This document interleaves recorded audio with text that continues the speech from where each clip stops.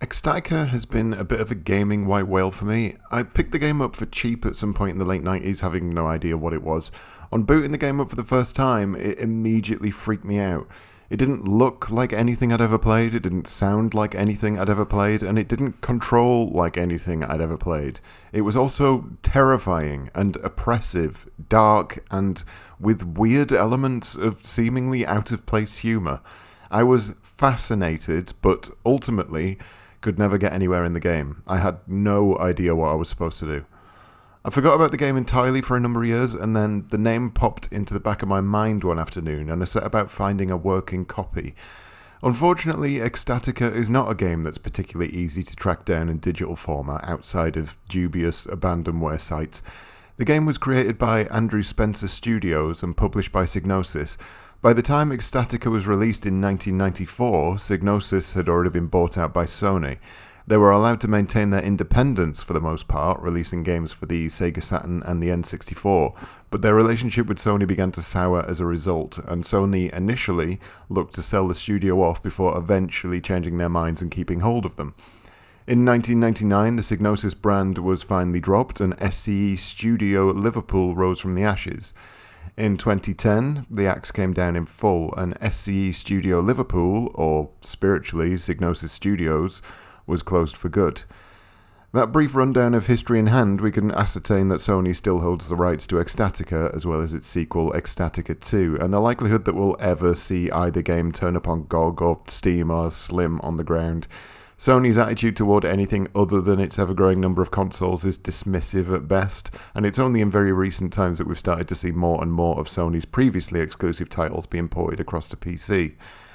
Those games, however, tend to be popular brands. Those games are not Ecstatica and its sequel, which have, for the most part, been left to rot in the MS-DOS dumpster. It's incredibly undeserving because, as you'll hopefully see, Ecstatica is a unique, interesting 90s artifact that still retains a lot of joy in its creaky old bones. Let's start with the one thing you're going to notice as soon as the intro begins: the graphics.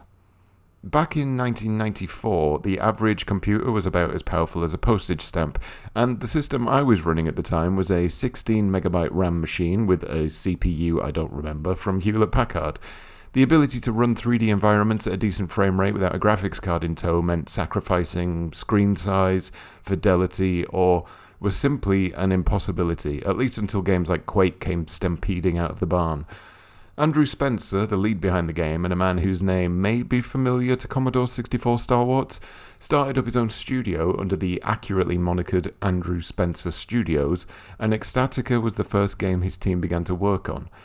In order to get the best out of the average PC hardware at the time, Andrew's team chose to build their own engine, foregoing polygons and opting for something that's noticeably different: ellipsoids. According to the Ecstatica fandom wiki, ellipsoids were used for visualizing all characters, most objects, and most of the environment. They used a pseudo-Gouraud shading effect to provide depth, and the ellipsoids had actual volume. That is to say, they weren't just a collection of circles, they were big, fat, chunky ovals. This meant that the characters could collide with the environment, but most importantly for Andrew and his team, it meant that the game could run on hardware that would otherwise struggle with 3D acceleration. The minimum system requirements for the game were a measly 4 MB of RAM and a 386 CPU. All of this technical detail aside, the unique look of the game immediately put me on edge when I first played it. It was the first time I'd seen a 3D game with this much detail that ran at a frame rate that one would consider playable on my PC, and the surrounding environments coupled with these meaty-assed characters had an uncanny effect on my young, terrified mind. Animations look fluid and realistic and still hold an uncanny quality to them even now, but it was in the environmental details that things really got to me. Corpses impaled on spikes, people crawling across the floor half mauled to death, a strange girl screaming for her teddy bear, a priest high in a tower too scared to even occupy the same space as you. What on earth had happened here?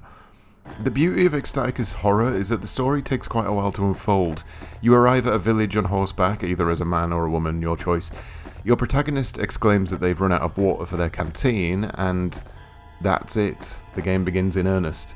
The only other details you have to hand is that the game is set somewhere in Northern Europe and the date is 928 AD. Everything that you find out from that point onwards is through incidental details in the game's objects, environmental details, characters, and a few specific items that can be read that will fill in the gaps for you. Coupled with this, the game features no UI elements at all. There's no health bar, only a change in the way your character carries themselves when they're injured.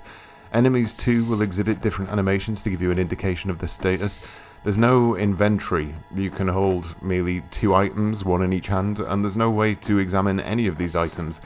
This can, in some circumstances, lead you to wonder what the hell it is that you've picked up, but mostly objects are clearly depicted or their use becomes obvious later on.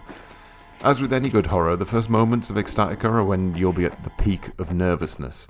You are unarmed, unaware, and lost within this maze of houses and monsters.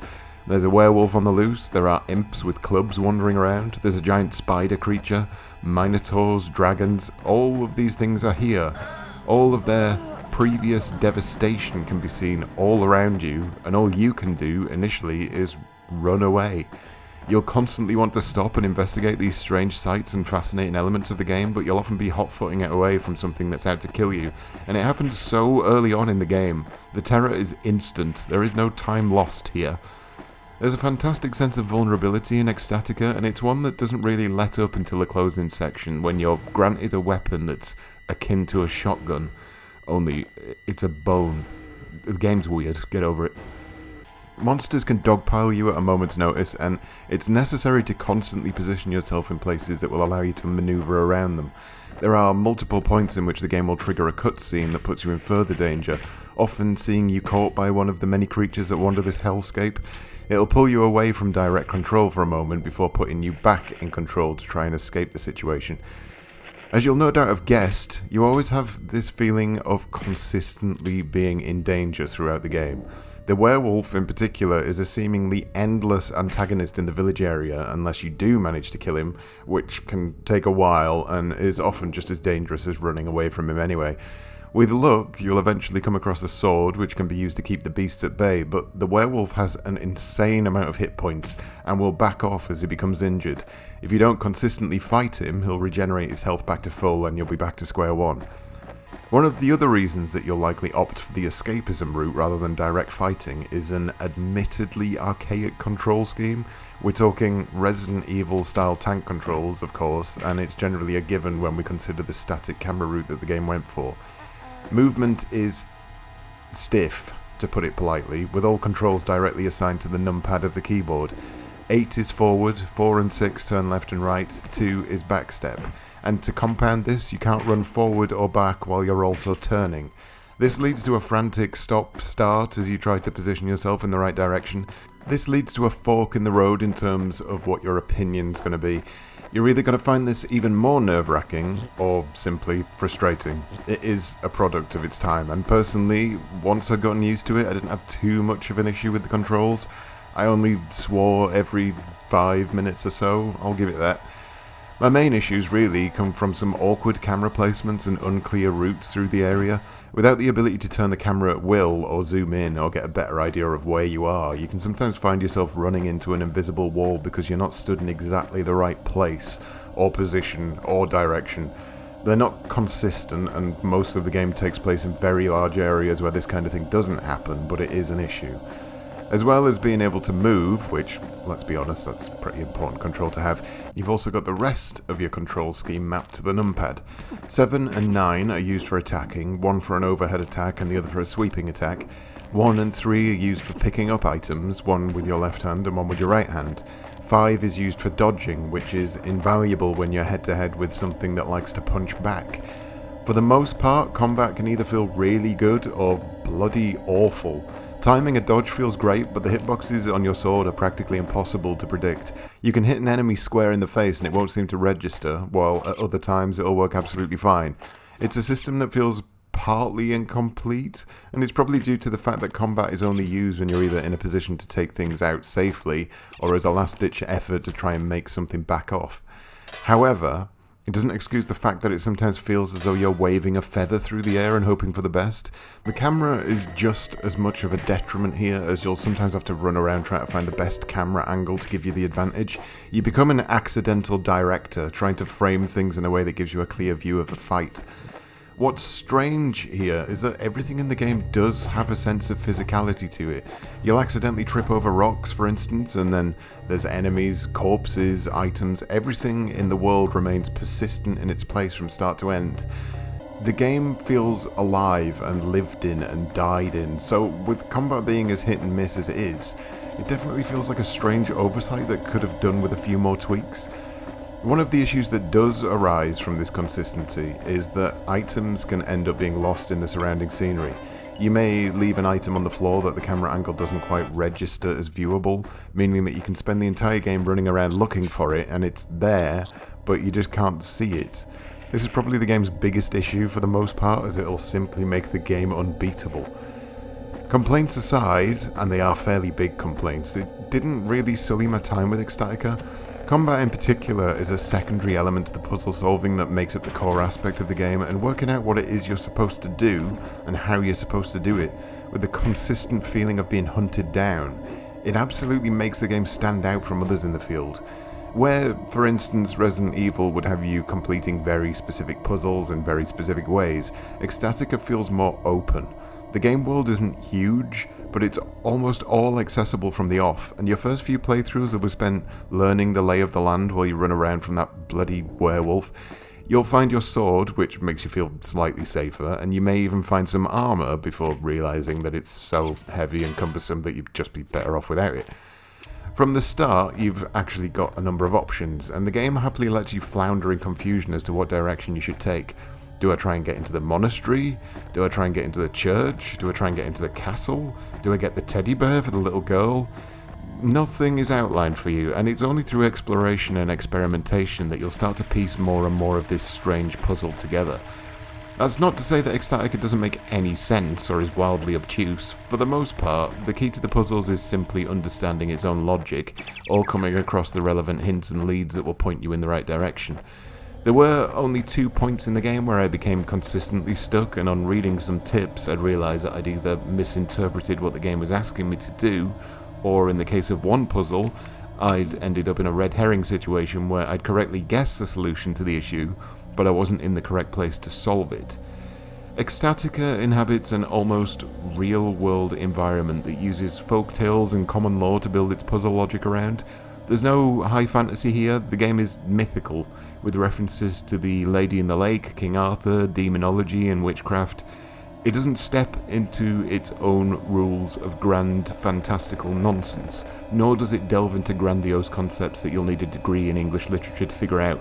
It bases everything around familiar fantastical tales that you'll no doubt catch the references to, with a very mild understanding of folklore and history. It doesn't break away from its own internal setting. What it does do, however, quite frequently, is break the fourth wall in strange comedic ways. For a game that looks and feels as bleak as it is, with bodies adorning the walls and priests hanging from the rafters, you'll also be presented with sequences like this.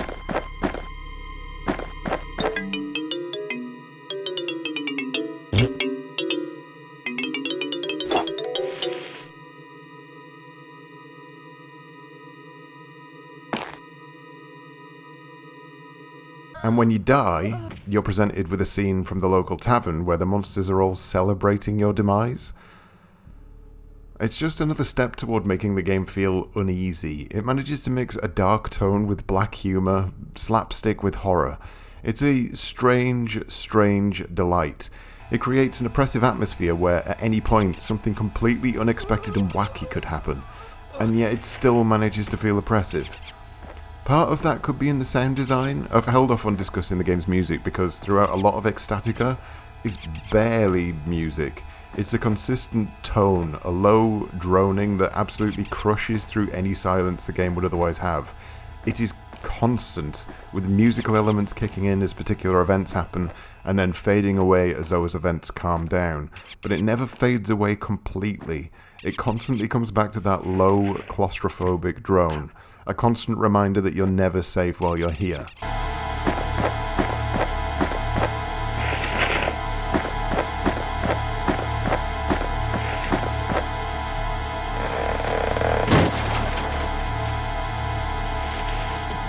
and you're not here for long, all things considered. Once you finally figure out what it is that you have to do, I'd estimate that the game could probably be completed in an hour or two. There are probably around 4 or 5 main puzzles that you need to solve. The main game time is taken up with exploration and figuring things out. You can, thankfully, save at any point, and this is definitely a necessity.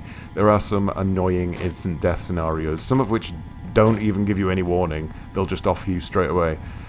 What I do find interesting, though, is that even after completing the game, there were areas I hadn't been able to gain access to. There were some things I simply hadn't figured out. There are, it seems, still quite a number of secrets within Ecstatica that potentially open up different methods or routes for you to take. It's a game that, even on completion, still leaves me with a feeling that I haven't explored everything that it has to offer. I'm still left with a sense of curiosity about the game. All that being said, I do highly recommend you play through it, but with caveats. It's not a game that will appeal to everyone due to some wonky-ass controls and a necessity to go in almost blind in terms of what you need to do. It's a bit of a bugger to actually find the damn game, and ellipses. You have to really like round things. They've even given the male protagonist a crotch circle. What more could you possibly ask for?